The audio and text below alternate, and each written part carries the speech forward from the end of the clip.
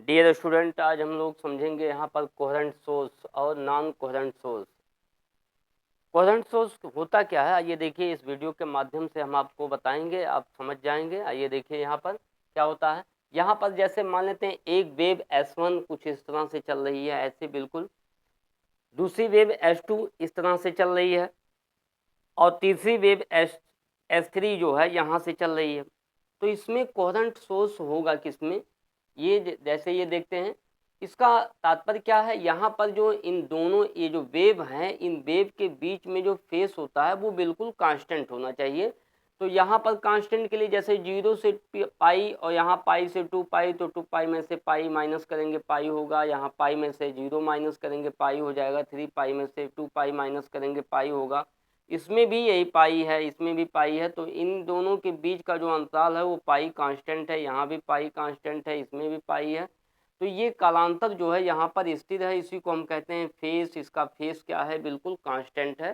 तो इनमें जो है इंटरफ्रेंस हो सकता है। तो जैसे देखिए इनकी फ्रीक्वेंसी भी कांस्टेंट होती है। तो ये जैसे ऊपर चल रहा है तो ये भी बिल्कुल सेम ऊपर चला, और फिर यहाँ से जब ये नीचे आया तो ये भी नीचे आ रहा है। तो यहाँ पर हम ये कहते हैं इसका फेस कांस्टेंट है। ओके। अब यहाँ पे दूसरी वेव यहाँ से जो चल रही है, इसका टाइम कुछ अलग है। अब यहाँ से नहीं चला, यहाँ से चल रहा है। तो यहाँ से हम देख रहे हैं, सबसे पहले जब नीचे चला तो यहाँ से भी वेव ये नीचे चल रही है, यहाँ भी ये नीचे चल रही है। तो इसमें भी इंटरफ्रेंस हो सकता है। इसमें पाई कांस्टेंट है, यहाँ भी पाई कांस्टेंट है। ठीक है, बिल्कुल सेम इसका जस्ट उल्टा होता है यहाँ पर नॉन कोहेरेंट सोर्स के लिए। यहाँ इसका डायरेक्शन ऊपर होता है, यहाँ इसका डायरेक्शन नीचे होता है। तो इसे हम कहते हैं नॉन कोहेरेंट सोर्स। ठीक है, ये नॉन कोहेरेंट सोर्स, इनके बीच में कालांतर जो है स्थिर नहीं होता, इनके बीच फेस कांस्टेंट नहीं होता है। ठीक है, अब आपको समझ में आ गया होगा, इसमें फेस कांस्टेंट होगा और उसमें फेस कांस्टेंट नहीं होता है। ठीक है, अब इस तरह से अगर हम देखें, ये बनाने के लिए अगर स्रोतों को बीच कालांतर स्थिर हो तो ऐसे देखने के लिए हम क्या करें, पहले अगर दो, जैसे मान लेते हैं कोई बल्ब है, अगर बल्ब ये जल रहा है तो लाइट अगर जलता है तो इसके चारों तरफ जो लाइट की जो तीव्रता होती है वो कम, कहीं ज़्यादा कहीं अधिक, ऐसे घटती बढ़ती रहती है। ठीक है, इधर इक्वल होती नहीं है। यहाँ पर अगर जैसे मान लेते हैं हमको देखना है तो ये इससे नहीं बनेगा बिल्कुल, क्योंकि ये लाइट की तीव्रता जो है चारों तरफ इसके अलग अलग होती है।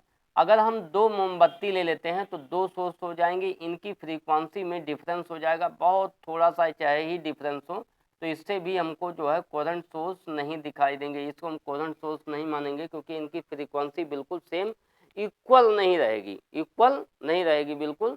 थोड़ा बहुत चाहे थोड़ा सा ही डिफरेंस हो, अंतर रहेगा। इसी तरह से अगर जैसे मार्केट से हम कोई बल्ब ले लेते हैं, तो बल्ब अगर ले लेते हैं, एक ही वाट के दो बल्ब है, लेकिन उनकी फ्रीक्वेंसी में थोड़ा बहुत अंतर होगा, उससे कोहेरेंट सोर्स नहीं मान सकते हैं उसको, क्योंकि उनके फ्रीक्वेंसी में जब अंतर रहेगा तो ये बनेगा नहीं, ये वाला।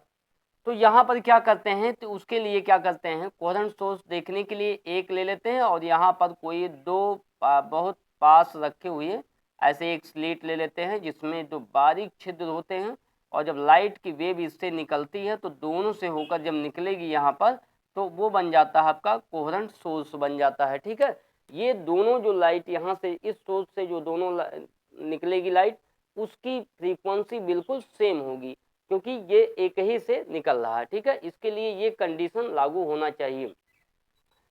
तो यहाँ पर यही कंडीशन लागू होता है, तो इनकी फ्रीक्वेंसी सेम होनी चाहिए। ठीक है, आपको समझ में आ गया होगा इस तरह से। Thank you.